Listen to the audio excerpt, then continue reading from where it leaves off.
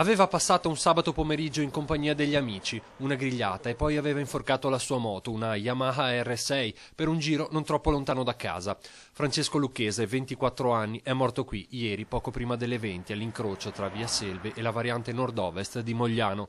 Il ragazzo che stava seduto dietro di lui, un coetaneo di Mogliano, è ricoverato in gravissime condizioni all'ospedale Cafoncello di Treviso. I due ragazzi in sella alla moto stavano percorrendo la variante quando da una laterale si è immessa una ruspa con un carico di fieno, alla guida un 65enne titolare di un'azienda agricola che vive a 2 passi dal luogo dell'incidente. Sull'asfalto i segni del disperato tentativo di frenata di Francesco, che però non è riuscito ad evitare l'impatto. Il 24enne, operaio alla Came di Dosson, è stato scaraventato dall'altra parte della carreggiata contro il bordo del marciapiede e, nonostante il casco, è morto sul colpo. Sul luogo della tragedia oggi parenti ed amici hanno posto dei fiori.